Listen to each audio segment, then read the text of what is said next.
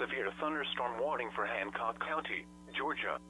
At approximately 2:06 p.m., the National Weather Service radar indicated a thunderstorm capable of producing a tornado. In addition, the storm is capable of producing golf ball-sized hail and destructive winds.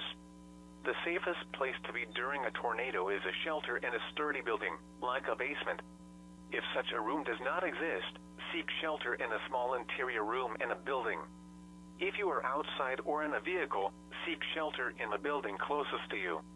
If you reside in a mobile home, exit the home and seek shelter as you have the least chance of survival in such a home.